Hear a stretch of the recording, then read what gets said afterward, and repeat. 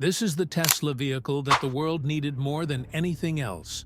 We all saw the future this month, but most of us don't know it yet.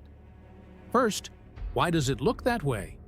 The Tesla Robovan could be seen as the strangest-looking vehicle since the Tesla Cybertruck. It is unusual, but the more I look at it, the less I think it's strange. A lot of this vehicle's impact comes from its styling. Black and gold isn't usually used together on a vehicle these days. In the 1960s and 1970s, gold cars with black accents were common. Now, it's seen as too bold and even tacky. Jeff Goldblum plays the god Zeus in a new Netflix show. To make the character look as ridiculous as possible, he wears a black and gold watch, a Vord tracksuit, and these high-fashion glasses.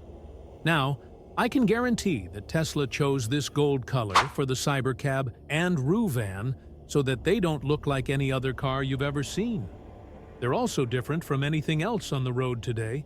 They're an anti-trend. Even the gold paint on the sidewall of the tires is there to add to the car's strange appearance. Strange isn't always a bad thing, but it can be off-putting at first. That's the point here. We are getting used to seeing cars with light bars in the front or back. Now, here comes the Robovan with 5 light bars that go around the whole body. From an aesthetic point of view, one light bar would look silly. It wouldn't be enough unless it was one big chungus light bar, which would also look bad. You can either do 3.5 or 7.5.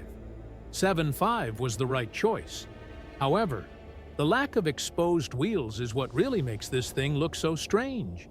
It instantly makes you think that this is some kind of spaceship, hovercraft, or vehicle that belongs in a movie, but not in real life. It's the same effect as the Cybertruck, but this time it's even stronger. The Cybertruck at least looked like a regular pickup truck, though the body was shaped differently. The Robovan, on the other hand, looks like it was designed by a space alien who had never seen a van before, which is the point of the first principles design. Of course, this isn't just there to be weird. The skirt around the bottom will make this vehicle very efficient and aerodynamic. Here's another source that we can look at. Take a look at the current NASCAR race car. The front and sides go almost all the way down to the ground. It seems like Tesla has taken the idea of useful design to its logical conclusion. I saw this on the web. I didn't think of it myself, but I think it makes sense.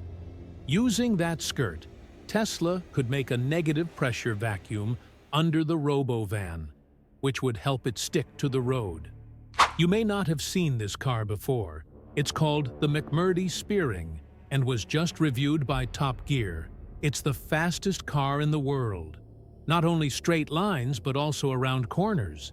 It did this by using strong fans to create a vacuum under the car and pull it down into the road.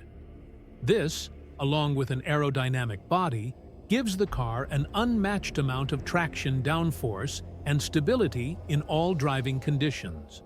The Robovan wasn't made to race, but it may have been made to go around corners at very high speeds on a very narrow roadway boring company tunnel. Hopefully, this is starting to make sense. We know that the boring company has long since given up on the idea of putting the cars on rails or powered tracks, like we saw in those early renderings.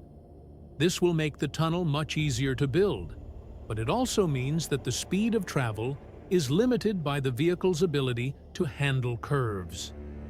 Some of the turns in the boring company tunnel plans for the city of Las Vegas are pretty tough for the vehicle. With a Tesla Model Y or even Model X, that wouldn't be a problem because they handle so well, but this Robovan is so big and tall that it might need some help. One way to think of this is like a decentralized Hyperloop.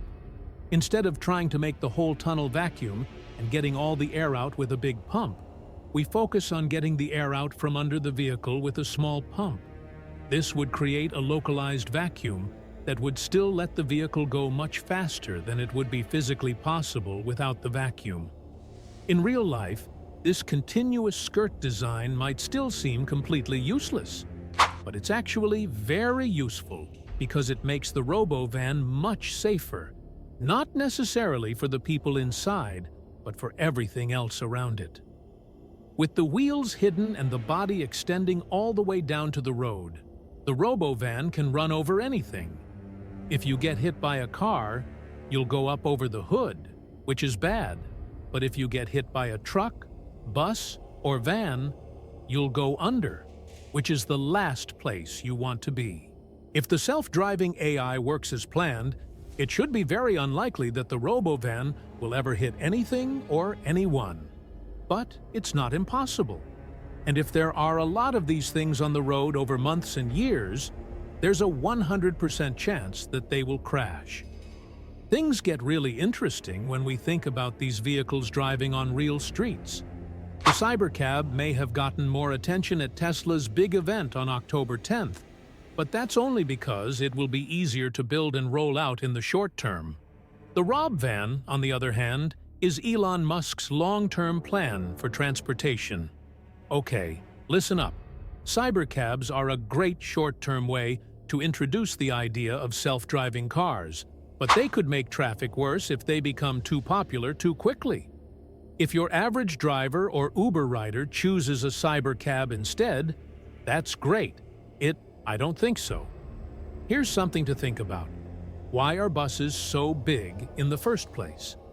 A bus's huge size, especially a double-decker or articulated bus, makes it less useful and more dangerous for everyone inside and outside the vehicle.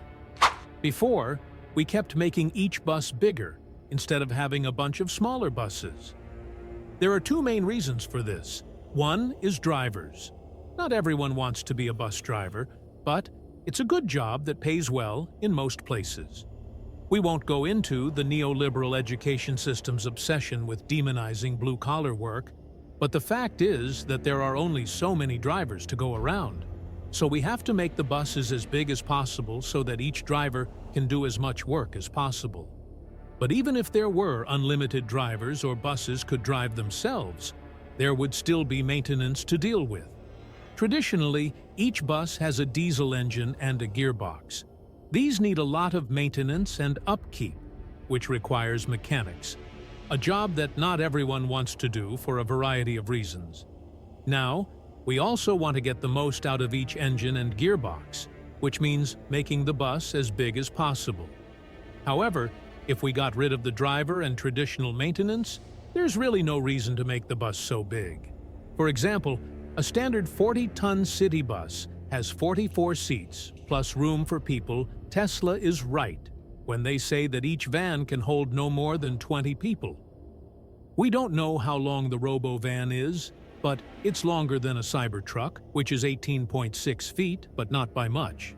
The point is that Robovans will still leave a bigger mark than buses, but it won't be noticeable if 50 people are put into separate Cybercabs. Also, keep in mind that buses already have their own lanes on the road, as well as transitways and other infrastructure meant to reduce traffic congestion. This type of infrastructure would also be best for autonomous driving because it limits the number of variables that the AI has to deal with and keeps the Robovan driving on the same route all day, every day. This gives the AI the best chance to learn and get better at what it does. And that's just solving the transportation problem. As Tesla RV, school bus, delivery van, mobile service vehicle, or you could put a mobile office, studio, or house in it. I don't think it's too much of a stretch to say that this Robovan has the biggest market potential of any vehicle. Tesla has made even more than the Cybercab because the Cybercab can only do one thing. But the Robovan can do almost anything for almost anyone and solve a very big and expensive problem at the same time. You might think you want your city full of Cybercabs, but you really want Robovans. That's my theory. The future of Tesla is hiding in plain sight. Most people didn't see it yet, but they will.